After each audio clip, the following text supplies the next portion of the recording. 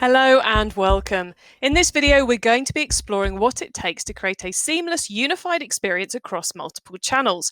I'm Chloe Thomas, best-selling e-commerce author and host of the award-winning e-commerce master plan podcast. I'm going to be joined in this video by industry experts from Akeneo, Digital, Klarna, Signified and Vimo, each sharing their take on an area of creating a successful multi-channel e-commerce experience for your customers. If after watching this video you want to take the next step on that multi-channel, omni-channel journey, then I highly recommend you download the brilliant ebook, Meeting Shoppers Where They Are in 2021 and Beyond, Setting Up a Digital Channel Strategy. The link to get the ebook for free is somewhere near this video, exactly where depends on where you're watching it. And it is well worth a read. There's lots of great advice and useful stats that you can use to convince the budget holders. The ebook has been put together by the team at Vimo, and they're also there ready to help you on your omnichannel journey. And if you're wondering who Vimo are, well, they're one of the leading omnichannel agencies in the UK and have helped brands as diverse as Helly Hansen and Jack Daniels to build their omnichannel setup. You can visit vimo.com/contact to get in touch with them. And again, a link to that page is somewhere near this video. So we're here to look at what it actually takes to create a seamless, unified experience across multiple channels. This was an important item on anyone's e-commerce strategy list back in 2018, 2019, and before that. But with all that happened in 2020 and the impact that's had on consumer behavior, creating a seamless, unified experience across multiple channels is more important than ever before. We hear a lot of stats about how e-commerce adoption has been pushed 5 years, 10 years, 15 years into the future, depending on what stats you're looking at. And we also hear a lot about how many new consumers there are now buying online and how those people are planning on continuing to buy online post-pandemic, whatever that means or whenever that happens. Those stats are clearly important, especially if you're building out your budgets and forecasts for the year, for the next 5 years or so forth. But what I find more interesting are the much harder to put a number on softer trends that the pandemic has accelerated. Consumer desire for an emotional connection to the brands they choose to buy from. Consumer desire for a better online experience, something more like what you get in store. Consumer desire to shop how they want to shop, wherever, however, whenever. Becoming multi-channel provides the platform to enable these consumer desires to be met and to eradicate the pinch points and bad experiences that can destroy any gains made. There's also a plethora of cost reduction benefits to be made that can also be hard to calculate. During lockdown, many retailers have put in place post-purchase marketing campaigns to proactively warn customers of delivery delays. These sequences both make customers happy and reduce the load on the customer services team. But you can't do it unless you've got the right systems in place. And let's face it, integrating order status with an email marketing system has not traditionally been high on the marketer's to-do list. Another example would be the retailers who've traditionally satisfied the demand for click and collect services by sending an e-commerce parcel to a store to be collected. So then that order is subject to all the costs of a shipped parcel and an in-store purchase. With click and collect becoming hugely popular in 2020, that becomes a big cost, a big problem. On the other side of the coin, the businesses with fully integrated stock and ordering systems have been able to sell the product in their physical stores to online customers without having to ship it all back to the warehouse, meaning customers get faster service and a better range of product availability and enabling the company to make the most of their stock holding and taking some of the order processing workload off the overworked warehouse team to the in-store team. We've seen those who've already adopted a multi-channel mindset and tech system reap the benefits over the last year. And in this video, we're exploring how to take your business down that same road. As an omni-channel agency, Vimo work with the best suppliers in the space to realise their clients' multi-channel vision. And it's from these brilliant partners we pick the experts for this video. Between them all, they've helped hundreds of retailers make the change in the last 18 months and beyond. So I think it's time we got their opinions too. First up, we have Rob from Klarna. Great to have you here, Rob. How have changes to consumer behaviour in the last 12 months made an omnichannel approach crucial for long-term success?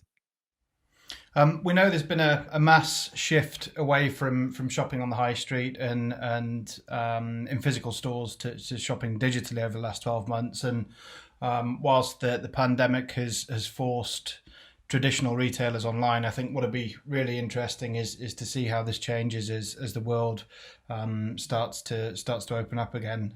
Consumers who have traditionally shopped online will now be confident and comfortable in doing so, and it will really be critical for retailers and brands to ensure that they are offering a consistent and seamless journey across all of their channels. Where retailers do have a physical footprint, they need to be thinking about how they can start to drive footfall into their stores through services or journeys that might start digitally. And done right, I think a consistent experience for consumers across all channels will drive engagement, customer acquisition and retention, and delivering an exceptional and memorable experience will really be what separates the good from the great. Interesting. Let's find out what John from Akeneo thinks about the same topic. Well, clearly there is a lot more shopping going on online. And that's taking place both on retailer websites as well as on marketplaces. But even with this massive increase in shopping via online and digital channels, it's important to remember that we're still living in an omni-channel world. It's not yet an all-digital one. Research that we recently conducted showed that while consumers are doing a lot of product research online, many consumers are still making purchases and getting crucial information about potential purchases from brick-and-mortar stores. And a lot of retailers are now offering increased shipping options as well as pickup in store. And that can lead to additional in-store foot traffic. That's why it's important to remember to start by building a great product experience and then apply that experience to all of your shopping channels and not the other way around. Another key question is, how do you keep a potential customer on your site or in your store so that they buy from you and not go elsewhere? The research survey that we recently conducted shows that if you can offer a compelling product experience, consumers will be more likely to convert. In our survey, 72% said that they would buy a different product than they intended if the product information was poor.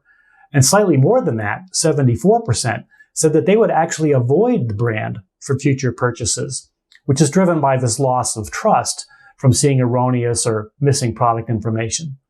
So to highlight how important the product experience is, half of all consumers said that they would actually be willing to pay more for a great product experience. So we think these past 12 months have really shown that retailers need to get back to basics. The customer experience that they've invested in is really driven from the product experience. And offering a great product experience can have a strong impact on your results. And that impact can be a positive one or a negative one. Okay, it's clear we can't ignore these consumer behaviour changes.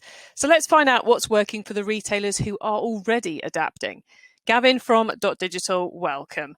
Is there a key part of the omnichannel approach that you're seeing retailers having success with right now? That's a great question. And the simple answer is live chat. It's fantastic. 63% of visitors are more likely to revisit a site that offers live chat. And it's enabled our customers to reopen the door to more personal customer service online, which is what we all want. Especially during lockdown, when a lot of retail brands have had to close their stores. In fact, everyone has had to close their physical stores. Those super knowledgeable and helpful shop floor attendants could start to use those skills and man the live chat to give that personalized approach to your customers that they're all crying out for. You're boosting credibility, building relationships quicker, and you might be able to, serve multiple people at the same time, which is super efficient. I saw a quote from Virgin Atlantic, I think, which says that customers who chat convert nearly 3.5 times more. And that's a key fact in terms of conversions or, increased sales.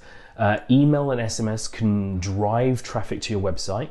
And if your website is properly optimized, then it will convert for you.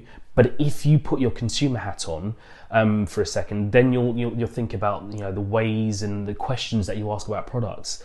how it fits, how it feels, specification on size or how it compares to other brands. 44% say that being able to ask questions is a reason why people purchase. So it's really important to have that on a website. A person on the other end of live chat can help lower barriers to purchase, up the conversion rate, and probably reduce returns as well. These are all positives for live chat. But what really makes it great for omnichannel is the fact that it's really great at collecting information that you've been speaking about throughout the conversation, store that against a record so that future comms can be highly informed and personalized, so that the customer feels loved and appreciated. And that's what customers want, second to none customer experience. Let's see if Chris from Signified is finding a similar omnichannel approach key to success right now, or something else. We'll always remember 2020, 2021 as the year that transformed e-commerce. Driven by lockdowns and the fear of shopping in physical stores, online sales have skyrocketed. Consumer needs, and more importantly, their expectations, have never been higher. Retailers have had to meet consumers and customers where they are, when it's convenient with them and in a safe way, typically via contactless home delivery or click and collect. And thus, omnichannel has forever been redefined. The merchants that are maximizing this opportunity have operational agility and are able to offer buying experiences that offer both safety and convenience. Examples include repurposing former bricks and mortar stores into local fulfillment hubs, offering click and collect options that support orders being delivered to your car at retail parks. Even the giants like Adidas have offered speeding tickets to offer consumers discounts if they can get in and out of their stores within 30 minutes. Signify customers have used our commerce protection platform to automate processes like order review to meet the shortened timescales required for fulfillment, collection, and/or delivery. Prior to COVID-19, merchants had hours or even days to review orders, but now they only have minutes, and every second counts. Gavin, the number of channels a retailer can bring into their omnichannel world is pretty much infinite. So which channels are essential in your view? Right, that's a big question. Let me think about it. There are loads of channels that you could be using, but let me be clear. The ones that are essential for you are essential because they're essential for your audience. So you need to ask your audience. You always need to ask your audience. But having said that, putting my best practice hat on, there are some channels that you probably just can't avoid at all. So I'd have to say that chat, as we've spoken about already, is one of those. Push, display ads, SMS, and of course email. We've spoken about live chat. It benefits your business by reducing bounce rates. It also helps customer service reps to upsell to clients as well. The great thing about push is that you're not competing against other messages in the email inbox, as you would do with email. So users click on your messages when they pop up, they're taken directly to your app and they engage with your brand and your brand alone. With display ads or remarketing, you complement other personalizable channels such as email because it extends the journey past the realms of just the inbox. The idea is to keep things relevant, relevant products and services front of mind, using what you know about them from what they've been searching at on your website. What's more, users who purchase directly from targeting messages like that convert by 43% more.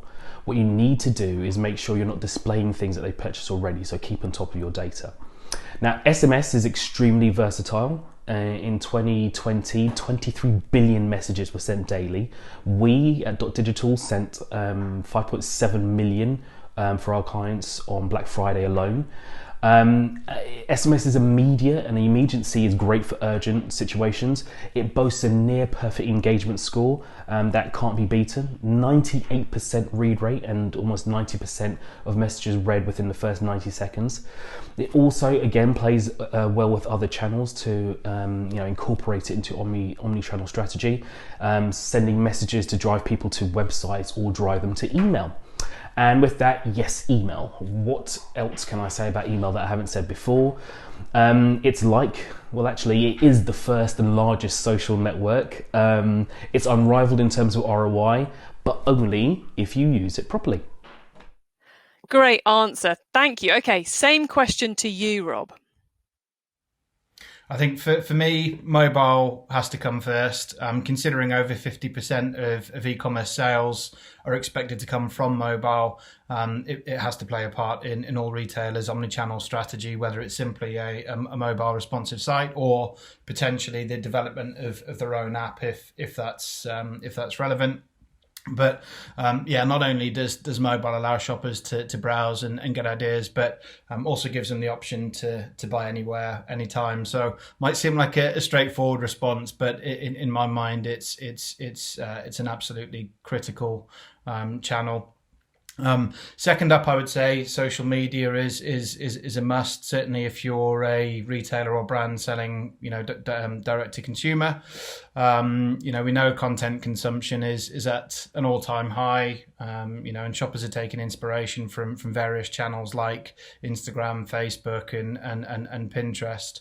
And consumers today really look for reassurance on purchases from peers or influencers that are on those channels. So whilst it may not be where the consumer makes the sale, it's certainly going to play a part in their sort of their buying journey. And as a retailer, I guess you need to understand how to play in this space. Ultimately, what social media platforms you use will be determined by your target audience. So I guess it's important to take the time to understand where they are really spending their time. And last and certainly not least, I think email still plays a really important role in my view. Done right, it's a great opportunity to showcase your brand and serve up relevant, personalized content at the right time. Chris, we all have to start somewhere. So if you were talking to a retailer today who's keen to take their first step towards setting up their digital channel strategy, what would you advise them to do as the first step, other than download Vimo's ebook, of course? So I would give them two pieces of advice. The first would be to work with best of breed partners in each of their independent domains, whether that be e-commerce, payments, fraud, tax, etc. And the two things that I would be asking those vendors for is whether they can support merchants with trials and pilots, proof of concepts, and also things like ease of implementation, right? So how quickly can you get up and running? What is the time to value? And is there a tangible ROI? So that would be my first thing. The second thing that I would do from an ongoing kind of BAU perspective, and it's amazing how many merchants don't do this, is despite the cost of acquisition for consumers being incredibly high, merchants have a very poor feel for what their approval rate is. So I would advise them to work out what their true approval rate is in terms of from every single person that tries to buy something from you, how many times do you ship goods to that consumer? Measure that throughput, see how much is being lost, because potentially merchants are losing a massive amount of revenue from orders that should be good and should be fulfilled, and they're being declined for fear of fraud reasons typically. Nice, I like that. Okay, John from Akinio, same question to you. If you were talking to a retailer today who's keen to take their first step towards setting up their digital channel strategy, what would you advise them to do? From our survey, it's clear that investment in your product information can have a major impact on your bottom line. And that impact can be positive or negative, as I mentioned before. That's why you need to make sure you prioritize your product information and product experience processes. That way you can make sure that you're providing accurate, consistent, and high quality information to your consumers through these dynamic and exciting product experiences across the whole range of your sales channels. In terms of sequence, our customers tell us that when deploying a new e-commerce platform or if they're migrating to a different platform, it's a good time for them to adopt PIM. Because in an omni-channel world, you need to maintain product information in multiple places. And each channel has its own rules for how product information is displayed, what's required, and so on. And one of the objectives ought to be to have consistency across these channels. So it doesn't have to be the same, and it likely won't be because the channels' rules are all different. But fundamentally, you want the product data to be consistent. And trying to manage this separately in an e-commerce platform and in a marketplace listing and in your mobile app and in your print catalog, that all opens you up to errors and inconsistency. But with a flexible PIM like Akeneo, you can manage this information by channel in a single place and provide access and workflow and governance controls to make the process efficient. In a migration to a new e-commerce platform, PIM can help cut the data integration and migration time and ensure that your new platform is set up with pristine data right from the start, so that when you cut over, nothing's left to chance. Thanks, John. Well, look, now it's time for our last guest, Georgia from Vimo. Great to have you here. Now, at Vimo, you've worked with some amazing brands and seen a lot of ways to approach setting up a digital channel strategy. So what does a merchant need in place as their foundation to build their multi-channel strategy right first time? I think out the gate, it's quite difficult to get this right the first time. This is mostly due to the continuous evolution of all of these different channels. As a foundation, though, firstly, ensuring that you have the right people looking after your strategic channels, ideally dedicated individuals, and then usually a brilliant conductor that will pull it all together and make sure that there's a good helicopter view of everything. We've seen many businesses that separate the physical and digital marketing areas. That makes it quite challenging to pull together and coordinate seamless campaigns. Companies that plan their campaigns across both the digital and the physical space together see much better results and will absolutely deliver a better customer experience. Secondly, the right tracking and reporting to understand performance and opportunities is key. As a merchant, you really want a good grip of which of your channels are stronger in acquiring, converting, or retaining customers. We see lots of companies that have very different channel strategies depending on their product, customer, and their digital maturity. So there definitely is a need for this. Each channel deserves its own strategy based on this, but it's important to ensure that there's a clear overview of how these all perform alongside each other. And finally, as with anything, setting clear goals and tracking where you are against them is critical to succeeding. The real beauty of the space is that it is so measurable. Similarly, insight on what's working and what isn't needs to be shared across channels. We see silos forming very quickly when this information is not readily disseminated. The one key thing that I'll leave you with is a multi-channel approach can be greater than the sum of all of its parts. This is really where the secret sauce is. Thank you, Georgia. The team at Vimo are ready to help you on your omnichannel journey too. They are one of the UK's leading omnichannel agencies and have helped brands as diverse as Helly Hansen and Jack Daniels to build their omnichannel setup. You can visit vimo.com/contact. That's VAIMO.com/contact to get in touch with them. And a link to that page is somewhere near this video, so you can just click through. Now, I've been in this industry for nearly 20 years and I've seen plenty of trends and buzzwords come and go. Those that have lasted and have driven great results for the retailers who've adopted them are the ones that were pushed for by the customers. Omnichannel, multi-channel, whatever you want to call it, is clearly one of those.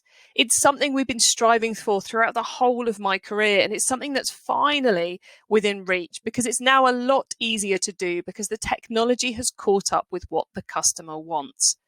One of the big results of the way the pandemic has changed customer behavior is that it's made a seamless experience across all your sales channels, customer service channels, and marketing channels even more important. As Rob and John outlined, the ways this has happened are myriad, so you cannot afford to ignore this anymore. We've also seen that you don't have to magically make it all happen in one go. Improving key areas of your business can have a big impact on sales and efficiency. So take a moment. What are the key areas you need to improve first? Are they similar to the areas and channels identified by our guest experts, or is it something totally different for you? There are lots of ways to start your journey to full omnichannel. The most important thing is to identify the right place for your business to start because it's not going to be the same for everyone. One thing is key though. Now is the time to start the journey because it's the only way to deliver the experience your customers are looking for. So what should you do next? Well, I highly recommend that you download the brilliant ebook, Meeting Shoppers Where They Are in 2021 and Beyond, Setting Up a Digital Channel Strategy. It's going to take you into the how to actually make that shift to true omnichannel, to a full multi-channel future for your business. It's available for free, and the link to get the ebook is somewhere near this video. Exactly where depends on what platform you're watching it on. But what you must do, wherever you are, is go and download it right now. Thank you to all our guests in this video: John from Akeneo, Gavin from Digital, Rob from Klarna, Chris from Signified, and Georgia from Vimo. You've given us all plenty of insight and extra things to think about. It's been great hearing from you. And good luck with your multi-channel journey. Don't forget to access your free copy of the Meeting Shoppers Where They Are in 2021 and Beyond, Setting Up a Digital Channel Strategy ebook now.